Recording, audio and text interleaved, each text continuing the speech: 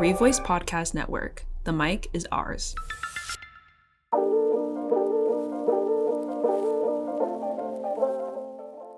Hey listeners, welcome back to a Revoice Network original called Podline, where students like you can anonymously share your burning college-related dilemmas and juicy stories based on the weekly topic. I'm your host, Kayla. And I'm Ella, filling in for Erica this week. And we're both students attending VCU, so think of us as the big sisters you never knew you needed, who have been through it all and can give it to you straight. You may be asking, where can I go to submit for the next episode? Well, stay tuned to find out towards the end of the show.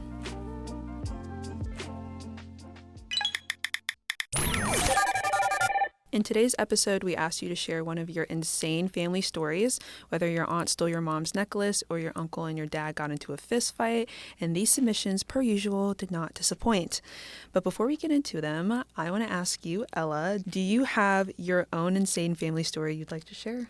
I mean, I definitely have some crazy family stories, but I don't know if I'm going to air them out like that, to be honest. I think it's better for me not to spill on those. Okay. That's valid. Do you have any? I definitely do.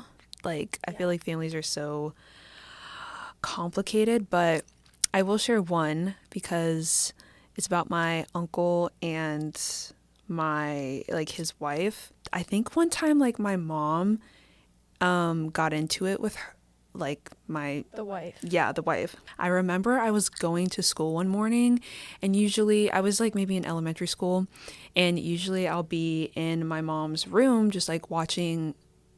Okay, I don't know why she let me watch this, but I was watching Pretty Little Liars, and so I was watching on her TV in her room, and that was my morning routine while I was waiting for breakfast, and my mom, I just hear her screaming on the phone, and it was with my uncle's wife. Yes, wife. And I really just don't remember what happened, but I've never seen my mom that angry ever in my life. She was usually a very poised, reserved, composed person. Mm-hmm. So to see somebody take her out of that was really alarming and really weird, because she was cussing and all this great stuff. I was little me trying to enjoy the show. I was what the f- going on? You're trying to dial into Pretty Little Liars, and your mom is losing it. Right. No, that's definitely I feel that would impact me as a child. I would never view my uncle or that aunt the same ever again. Mm-hmm. Yeah, for sure.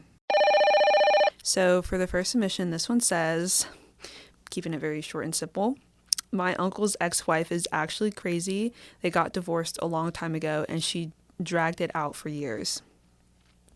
And there's an update. So the update says, I always knew my family didn't like her, but recently I found out that the reason they got divorced is because she had affairs with multiple men and got pregnant by one and secretly had an abortion.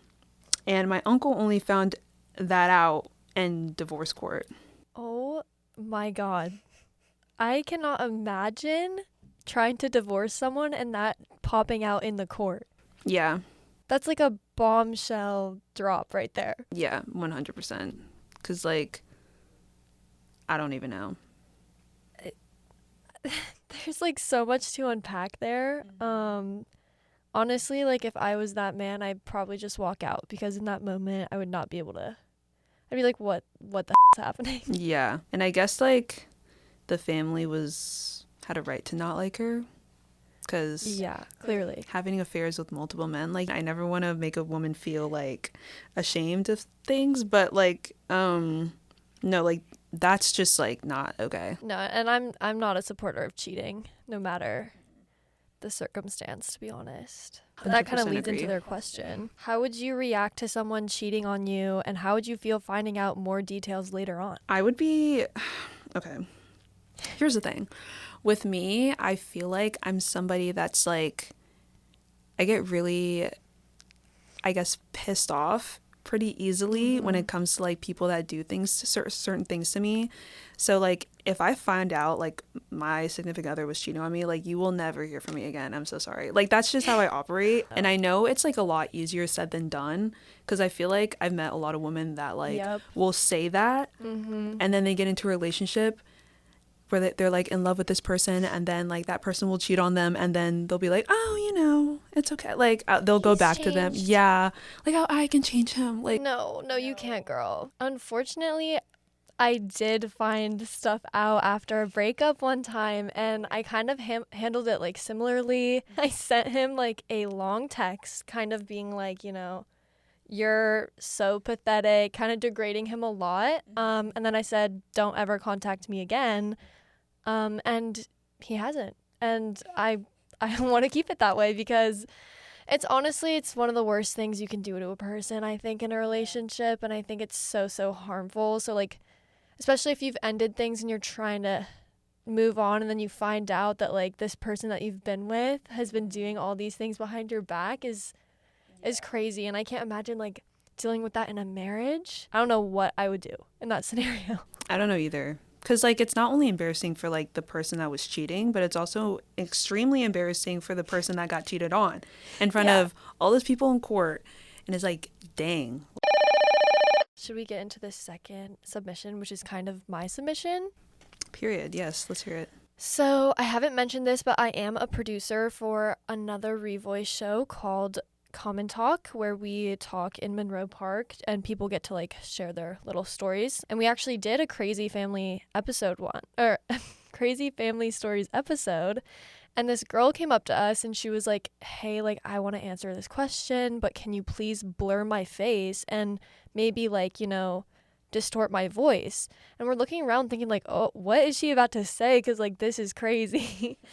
And she basically sat down and she kind of started talking about her family and said how ever since she was in, like, 4th or 5th grade, her parents were polyamorous, and not, like, on the down low. Like, she was very close with the other couples they were with. So she, like, had, like, 4 parents essentially, and then siblings from that, if that makes sense. And she said, like, she would go on vacation with them all, and, like, her mom and, like, this other guy would have a room, and then her dad and, like, this other woman would have a room. Oh my God. I know. And she said it, like, really damaged her mental health at the time, which I can see why. And then the worst part is I guess they were really open about, like, the sexual aspects of being in a polyamorous relationship, which definitely would scar me. So that was, like, I can't imagine. I think it would really skew my perception on, like, love and, like, marriage, I guess. I don't know. No hate to people that are in a polyamorous relationship, but I just personally don't think it could ever be for me because I'm, like, I get jealous. I'm too possessive for that to work out. Like, I would not have a good time at all. But I think it could really, like, it sounds like it really messed her up. Oh, yeah. In a way. I think especially just being so open about, like, the sexual part of it at such a young age. I feel like that's a little too much. You're young. You don't know really who this random man or woman is, and, like, all of a sudden they're going on family vacation with you and, like, sleeping in the same bed as your parents. I would need to go to therapy. And I think I did ask her, girl, did you go to therapy? And she was like, no. Oh, well, you should definitely go to therapy if you can. Obviously, I know therapy is, like, not accessible for everybody. Just talk to someone. Yeah, like, literally put up a camera, put up a mic, and just rant. Like, but no, that's insane. I think this episode really just cements that people should go to therapy. Literally, I think every episode cements that everybody should go to therapy. Everybody should see a therapist, talk to somebody, something, like. It's just good to get those feelings out. I mean, I feel like when your families are crazy and you got all this stuff going on, you gotta put it into an outlet, because you can't run away from your family sometimes. And if it's crazy, like, you just gotta deal with it, and you can't let that eat you. For sure. Well, listeners, it looks like we're out of time, but don't worry, we'll be back next week to give more advice. For next week's topic, tell us your craziest pet stories. Whether you had to rush them to the vet or they ate your homework, we want to hear about it. If you liked this episode, don't forget to rate, review, and download the show, and check out our other Revoice Network originals, Common Talk and Bad Attitude. Follow the Revoice Network on Instagram @Revoice Network, and to submit a response for future episodes, follow us at Podline_Revoice, where our Share Your Dilemmas Google form lives. Once again, I'm your host, Kayla. And I'm Ella. Thanks for listening. See you next week. See you next week.